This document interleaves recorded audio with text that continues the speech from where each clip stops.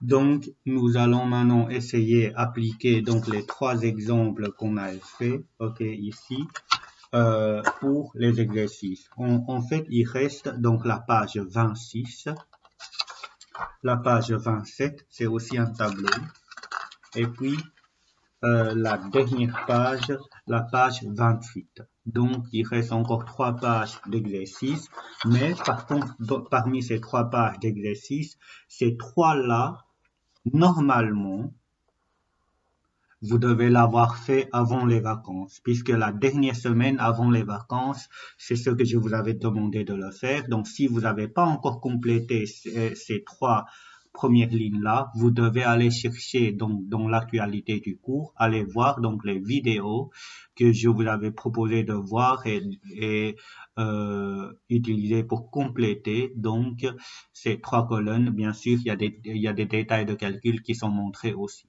Maintenant, qu'est-ce que je vais vous montrer? Qu'est-ce que je vais vous montrer? Bah, je vais vous montrer de faire comment on pourra faire celui-là. Je vais faire les bleus. Vous allez faire les rouges. OK? Je fais celui-là. Vous allez faire celui-là. Et après, moi, euh, je vais faire ici, celui-là. Vous allez faire celui-là. Et ça, celui-là, c'était très similaire à ce que je vous montre ici. OK? Et ça aussi, je vais vous demander d'essayer de le faire. Et ensuite, il reste quatre problèmes. Je veux bien, trois problèmes. Je veux bien faire un des problèmes et je vais je vais vous demander de faire les autres problèmes. Je vais peut-être faire le 3, par exemple. OK? Donc, avant de faire les exercices, je vais vous montrer quels sont les exemples, quel exemple je vais utiliser. Par exemple, ici, je voulais chercher le C. OK? Je cherche le capital. Donc, quand c'était pour chercher le capital, bah, pour chercher le capital, je dois utiliser ce que j'ai ici, donc l'exemple 2. Je note exemple 2. OK? Exemple 2. Donc, pourquoi exemple 2? Ça, c'est puisque ici, on nous demande de chercher le capital. Alors, pour chercher le capital, j'ai besoin d'appliquer l'exemple 2. OK? Ensuite, ici, pareil, hein, je demande de chercher le capital. Donc, je dois commencer par appliquer l'exemple 2. Celui-là, je demande de chercher. En fait, l'intérêt, on les calcule toujours au dernier lieu avec cette formule. OK? Avec cette formule, on peut toujours calculer l'intérêt au dernier lieu. Donc, on va toujours regarder est-ce que on doit chercher une des trois là. Si oui, on doit commencer par ceci. Donc là, bah, comme je dois chercher le V qui est ici, la valeur acquise, bah, je dois chercher la valeur acquise. Donc là, c'est exemple 1. OK? Et ici, je connais V, je connais C, mais je connais pas le T. Je connais pas le T. Donc là, c'était exemple 3, puisque exemple 3 vous montre comment on pourra chercher donc les T. Exemple 3. OK? Je fais un récapitulatif, comme ça, après, vous pourrez essayer. Quand je vous montre quelques exemples, vous allez essayer par vous-même. OK? Celui-là, le 2, par exemple, les parents de Caroline ont ouvert un compte d'épargne pour elle à sa naissance et Caroline ne peut pas les toucher avant 18 ans. Du coup, de là, qu'est-ce que je sais? Ben, je sais que N, c'était égal à 18 ans. OK? Et sachant que les parents ont déposé 3 000 € initialement, donc C, c'est égal à 3 000 €. Et pour un taux d'intérêt de 3,6%. Et quelle sera la somme que Caroline pourra toucher à 18 ans? Donc, je dois chercher V. OK? Et pour chercher V, qu'est-ce qu'on doit utiliser? On doit utiliser l'exemple 1. Donc, c'est exemple 1. OK? Celui-là, comme je vous l'avais expliqué, je vais faire avec vous, donc je vous expliquerai tantôt. Ici, pour aménager son bureau, Eric a emprunté une somme d'argent auprès d'une connaissance au taux, donc T égale à 3,2%, sachant que dans 4 ans, il devait rembourser ceci. Donc la durée, c'était 4 ans. OK, et il devait rembourser ceci. Donc, ça, c'est la somme totale qu'il devait rembourser. Donc, V, c'était égal à 2835,69. Et je demande de calculer la montant qu'il a emprunté au départ. OK, au départ, donc, je demande ce que ça vaut C. Et comme je demande ce que ça vaut C, si je regarde ici, je dois prendre l'exemple 2. Je dois respecter l'exemple 2. OK, exemple 2. Voilà, comme ça, vous avez déjà une idée comment vous allez utiliser les exemples pour faire les exercices. Mais sinon, voilà, maintenant, je vais essayer de vous montrer quelques exemples de plus. Donc, je vais faire l'exercice ici, le 2, tout ce qui est en bleu. Donc là, je cherche le capital, je vais les numéroter. Hein. Donc, au départ, je crois que j'avais numéroté ça A, B, C, D, E, F, G, H, I, J. Voilà. Donc, pour le G, je voulais chercher C égale à combien. Donc, je dois appliquer donc l'exemple 2. OK, l'exemple 2, bah, je connais V qui vaut 242,8. Je connais la durée qui vaut 7 ans. Je connais taux qui vaut 2,1. Du coup, je cherche C. Donc, je commence toujours par cette formule. Ça, c'est dans tous les cas, on commence par cette formule. Donc, V égale à C fois 1 plus T tout exposant N.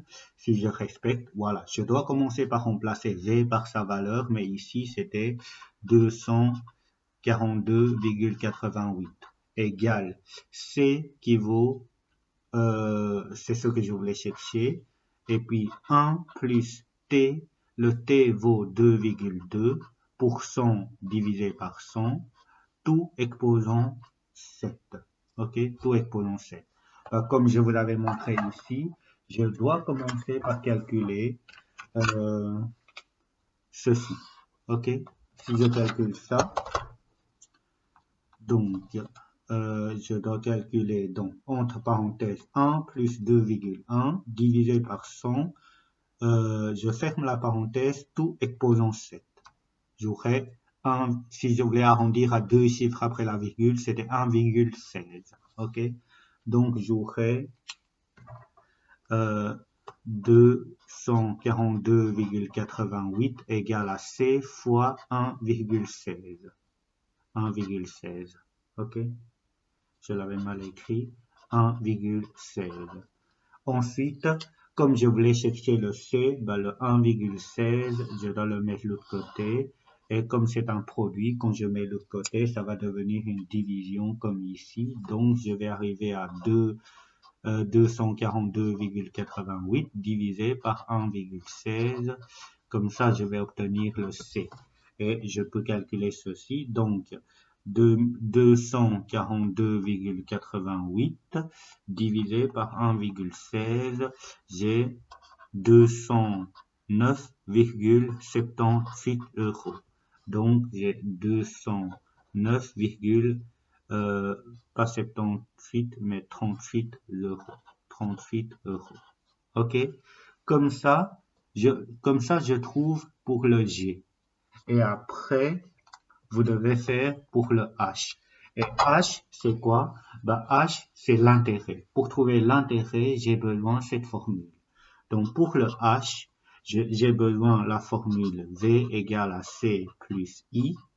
Donc, V, c'était ceci. Donc, 242,88 égale à C qui vaut 209,38 plus I. Et pour avoir le I, ben, ceci je dois la faire passer de l'autre côté. OK? Mais cette fois-ci, comme c'est une somme, je fais passer de l'autre côté, ça va devenir une différence. Moins 209,38. Ça va me donner le I et je vais calculer ça avec la calculatrice. Donc, 242,88 moins 209,38. J'aurai donc 33,5. OK? 33,5. 33,5. Et là, j'ai 33,5 euros. OK? Donc voilà. J'ai déposé initialement 209 euros. Après 7 ans, j'ai 33,5 euros de plus, qui fait un total de 242,88 euros. Voilà. L'exercice 2, vous voyez bien que c'était très similaire au-dessus, donc vous devez réappliquer ce que je viens faire ici, mais simplement en changeant des valeurs. OK? Pas l'exemple 2, pardon, cet exercice-là. Maintenant, pour celui-là, non, je dois faire l'exemple 3 ici. Donc, je vais commencer par les numéroter. A, B, C, D, E, F, G et H. Donc, je vais commencer par calculer le E, mais avant tout, comme les durées, on travaille en l'année, il faut commencer par avoir en l'année. Donc, on a là, il faut faire d'abord une conversion. On sait que 96 mois, si je fais diviser par 12, je vais arriver à 8. Donc 96 mois, on fait c'est 8 ans. OK? Là, vous devez toujours penser à mettre en l'année. Donc 10 ans et demi, on fait c'était 10,5 ans. OK? Ça c'est 10 ans et demi. 10,5. Ensuite, 108 mois, 108 divisé par 12, j'aurai 9 ans. OK? Ça, c'était 9 ans. Et 7 ans, c'est 7 ans. Voilà. On va essayer maintenant de faire le E. D'abord, le E, je cherche le taux. Comme je vous l'avais expliqué tantôt, on commence toujours par la formule ici. Donc, V égale à C fois 1 plus T, tout exposant N.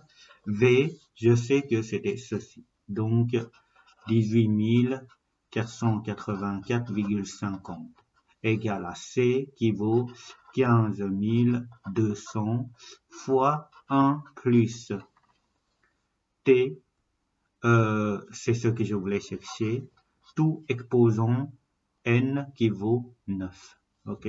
9. Et sur base de ça, voilà, si je respecte ce que je viens faire ici, je dois commencer par faire passer ceci de l'autre côté. OK? Je vais le faire. Donc, si je fais passer ça de l'autre côté, comme c'est un produit, ça va devenir une division, comme ici, on a une division. Donc, j'aurai ceci divisé par 15 200 égale à 1 plus T tout exposant 9. Et je vais calculer ça d'abord.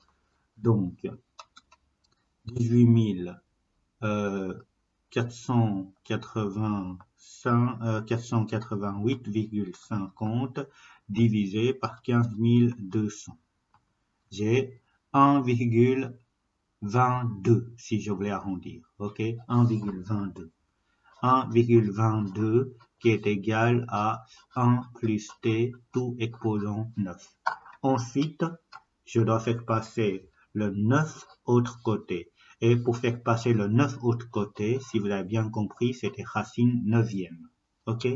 Racine 9e de 1,22 qui est égal à 1 plus T. Puisqu'il ne reste plus que 1 plus de T, le 9, on l'avait fait passer de l'autre côté. Donc, et là, pour faire racine, je choisis toujours celui-là, donc puissance avec un X au-dessus. Et après, avant le croix, je dois mettre le 9 et en dessous, je dois mettre 1,22. Donc là, j'aurai 1,02 si je voulais arrondir à deux chiffres après la virgule. ok, 1,02 qui est égal à 1 plus t. Et là, j'arrive ici, et c'est quoi l'étape, prochaine étape? C'est que je dois faire passer le 1 de l'autre côté, et comme c'est une somme, quand je fais passer de l'autre côté, ça va devenir une division. Pardon, une soustraction. 1,02 moins 1 égale à t. Donc là, 1,02 moins 1, j'aurai 0,02 qui est égal à t. Et dernière étape, comme je voulais avoir le pourcentage, je dois faire fois 100. Si je fais fois 100, j'aurai 2% pour le taux. OK? Donc là, j'ai 2%. Ça va? Et pour trouver le F, c'est pareil, hein? F, c'était donc I. Et je vous avais dit que cette formule-là, on doit le retenir rien que pour le tableau et dans le tableau, rien que pour calculer le I. OK? Donc, pour calculer le I, on sait que je dois passer par cette formule V égale à C plus I, où V qui vaut 18 484,50 égale à C qui vaut 15 200 plus I. Donc, pour avoir le I, ben, je dois faire passer ceci de l'autre côté. Et comme c'est une somme, ça va devenir une division. OK? Donc, 18 484,50 moins 15 200. Et donc, si je fais le calcul, donc 18 000, je vais mettre comme ça. Donc, 18 488,50 moins 15 200, j'ai 3288,5. OK? Donc là, ce qui signifie que j'aurai 3288,5. Ça va? Ça, c'est, voilà, un autre exemple pour vous montrer comment on pourra appliquer l'exemple 3. Donc, je vous propose d'essayer celui-là. C'est le plus dur. OK?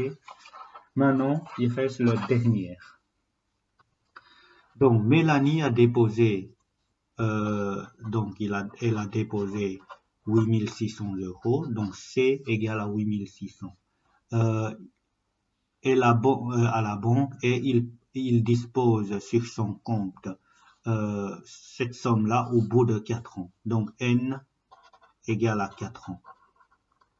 Et ceci, c'est la somme au bout de 4 ans. Donc, c'est la valeur acquise qui est 10 120,24 €. OK? Et elle ne veut pas nous communiquer le taux d'intérêt que veut qu'elle a eu et saura-tu la devenir. Donc, on voulait chercher le taux.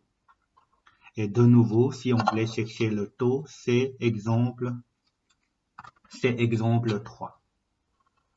Exemple 3. OK? Donc, comme dans l'exemple 3, je dois toujours passer par cette formule.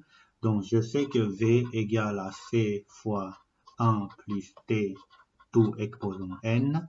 Là où je remplace le V par la valeur ici, donc 10 120,24 égale C 8600 fois 1 plus T, tout exposant N qui vaut 4. OK? Et comme là-dedans, je dois d'abord faire passer ça de l'autre côté et je vais avoir donc une division divisée par ceci qui est égal à 1 plus t tout exposant 4. Je calcule d'abord cette valeur. OK? Donc,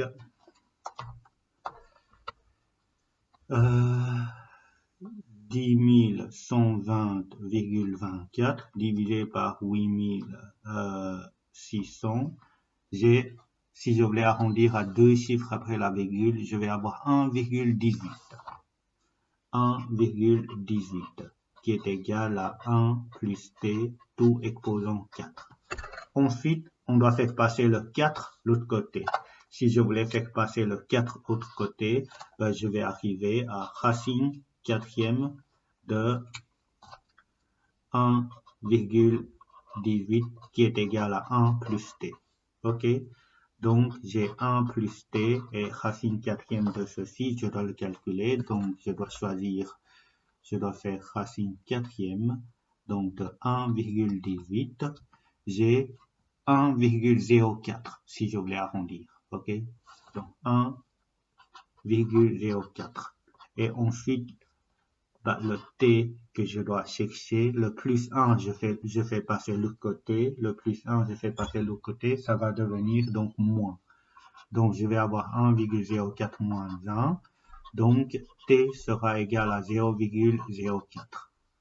Maintenant, dernière étape qu'on ne doit pas oublier, puisque t est un pourcentage, donc on doit faire fois 100, et si je fais 0,04 fois 100, j'aurai 4%.